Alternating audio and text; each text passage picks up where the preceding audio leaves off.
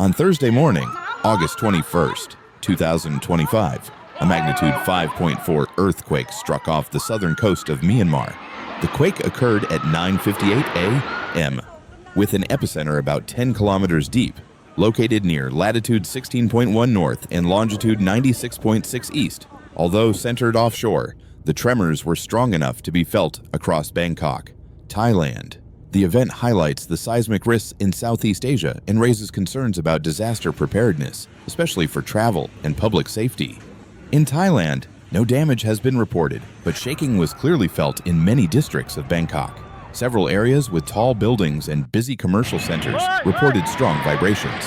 For Bangkok, this earthquake serves as a reminder of the risks faced by high-rise urban areas, and it is also an opportunity to review safety measures, transportation systems, and tourism impacts.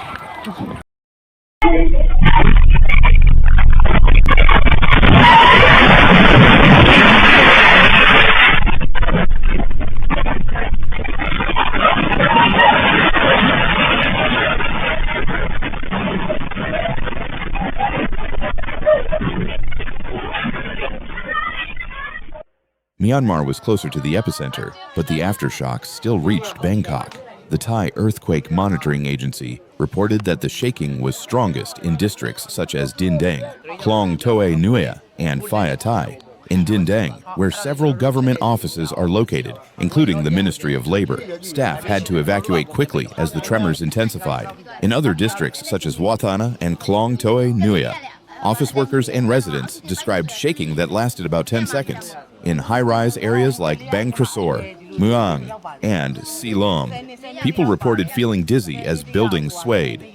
In many apartments, ceiling lights moved, and water rippled inside containers.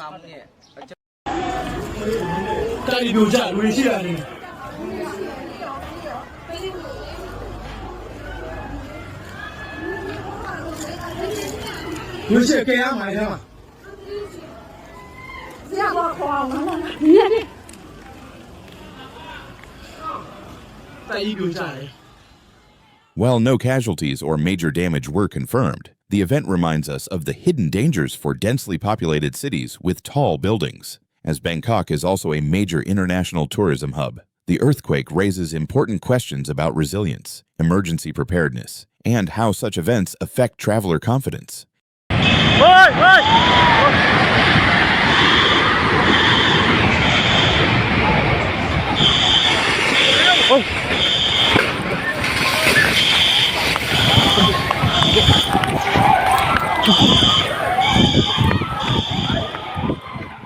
Southeast Asia lies along the Pacific Ring of Fire, an area known for frequent seismic activity caused by tectonic movements. Earthquakes of various magnitudes are common here, and even moderate ones like this can impact infrastructure, local communities, and regional economies.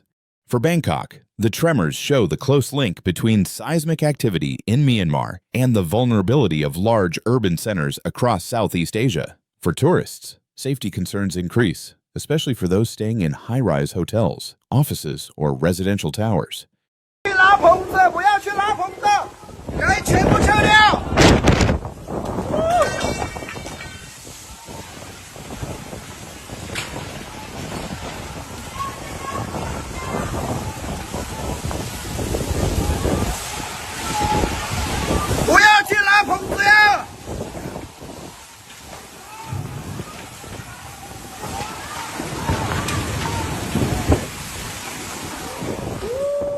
Bangkok is one of the most visited destinations in Asia, attracting millions each year with its culture, history, and modern attractions.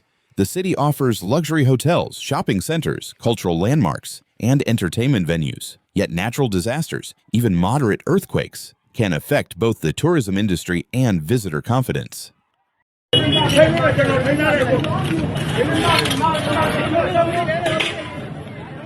It requires hotels, businesses, and local authorities to work together to address concerns and rebuild trust. The earthquake off Myanmar's coast was not catastrophic, but it was a clear reminder. Major cities in the region must remain alert, prepare for natural disasters, and ensure both residents and visitors are protected. For Bangkok, readiness and resilience will be critical to safeguard lives, sustain tourism, and maintain international confidence.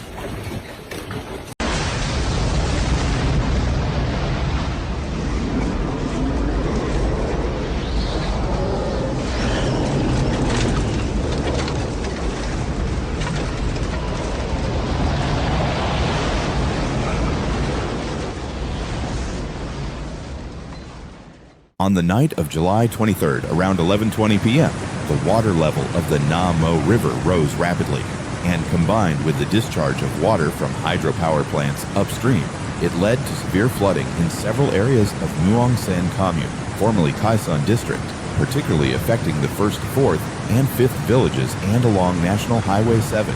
Nguyen Viet Hung, the party secretary of Muang San Commune, reported that the river water kept rising, and by 11:40 p.m., the area in front of the Muang San Commune People's Committee was submerged up to the level of an adult's head, preventing local officials from reaching the office. The entire central area of the commune lost power.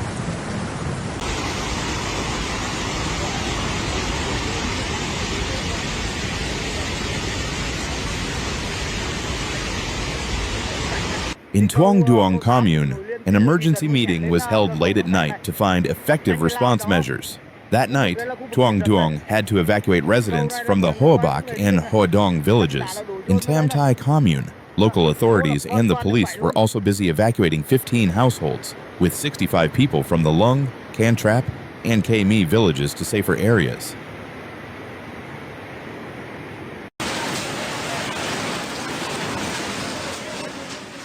In Quy Châu Commune, heavy rainfall and the release of water from hydropower plants upstream, with a discharge rate of 1,988 mm second, almost 1 meter lower than the peak flood level of 2023, caused the water level of the Hue River to rise rapidly.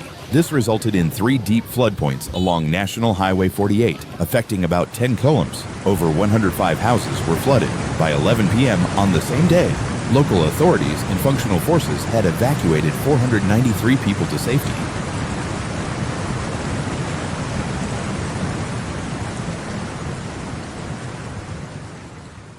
This round of floods caused about 200 hay of acacia trees, 80 ha of sugarcane, and 30 ha of corn to be damaged. The estimated total damage has reached 1.5 billion VND, said Nguyen Van Dong, chairman of the Quy Châu Commune People's Committee.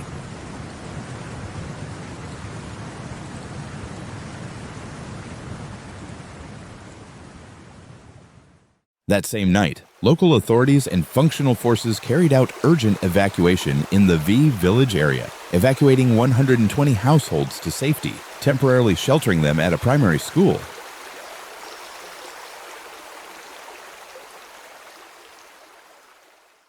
In the first village area, many places were flooded up to the rooftops. The water rose so rapidly that people had to flee in a hurry during the night. Many families were unable to relocate their possessions, and items like televisions, refrigerators, washing machines, and many other valuable belongings were swept away by the floodwaters. The relentless rains and floods caused by Typhoon Number 3, Typhoon Waifa in Negay An, resulted in 3 deaths, 4 injuries, and over 3,200 houses being flooded.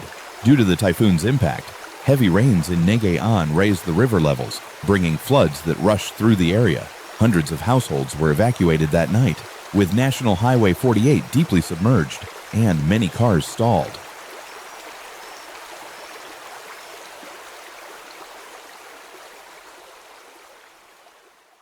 The extended heavy rains left many mountainous areas in Negay An submerged. Combined with the release of water from hydropower plants, areas in Kisan, Kon Quang, Tuong Duong, and along National Highways 7 and 48 were severely flooded. Hundreds of houses in the mountainous areas of Ngay'an were submerged up to their rooftops, and transportation in many areas was paralyzed. The water rose so quickly that people had to evacuate urgently during the night, with many unable to save their belongings. In several communes near Muang Sen, the police and local authorities went door to door urging residents to move to higher ground, assisting them in relocating essential belongings before the floods hit.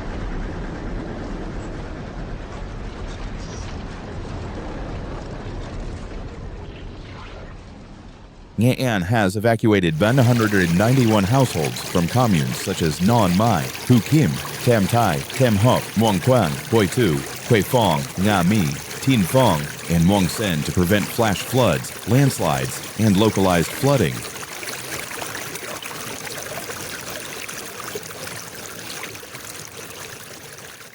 Despite the proactive measures taken, many people's possessions were swept away by the floodwaters. A refrigerator was seen being carried away across National Highway 7, heading downstream. In the area of National Highway 48 passing through Quichou and Cho Tien communes, around 10:30 p.m. on July 22nd, the rising river waters flooded the road to nearly a meter deep. Some cars passing through stalled, requiring authorities to tow them through the submerged road.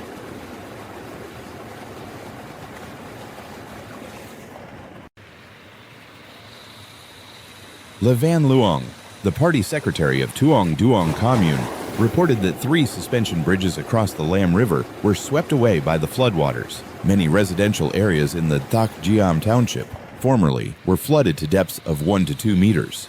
Several points along National Highway 7 from Muang Sen to Con Quang were submerged, and vehicles were unable to pass through.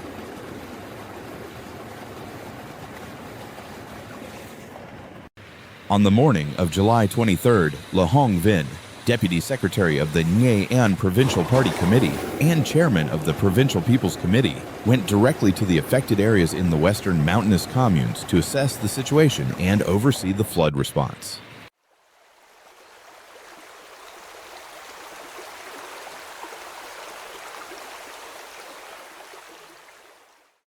According to the director of the National Center for Hydrometeorological Forecasting, the residual effects of Typhoon Numbers 3 caused heavy rainfall in the western mountainous regions of Ngay'an, with rainfall amounts typically ranging from 120 mm to 200 mm, and some areas exceeding 300 mm in the last 24 hours. This has also caused continuous rain in the upper reaches of the Kha River in Laos. Despite the decrease in rainfall and the rapid retreat of floodwaters, as of 9 p.m. on July 24th, 24 communes in Ngay'an were still completely isolated, and 18,000 households remained cut off. It is expected that on July 25th, the Rescue and Relief Department of the Ministry of National Defense will organize 4 airlifts to deliver aid to the flood-affected regions of Ngay'an. Although the rainfall has subsided and the floodwaters are receding, landslides have caused several transportation routes to remain blocked, leaving 2 communes still completely isolated, with over 3,800 households, Hu Kiem with 2,000 households and Non Mai with 1,400 households, and 22 partially isolated communes with more than 14,000 households affected. In total, the recent floods have resulted in 3 deaths, 1 missing person, and 4 injuries. Preliminary reports indicate that 1,892 houses have been flooded, including communes such as Vinh Tuong with 272 houses, Than Binto with 179 houses, Yen Xuan with 49 houses, Con Quang with 300 houses, and many others. And more than 938 houses have been damaged, over 2,800 hectares of rice, 2,200 hectares of vegetables, and 2,400 hectares of annual crops were destroyed, along with nearly 8,000 livestock that were killed or washed away. Doesn't send us warnings, but we can. Floods, earthquakes, wildfires, and storms are striking harder and faster than ever before. By subscribing, you are not just watching, you are joining a movement to stay alert, stay informed, and helps others to do the same. Hit the subscribe now because the next disaster won't wait, and neither should you. Be ready and be aware.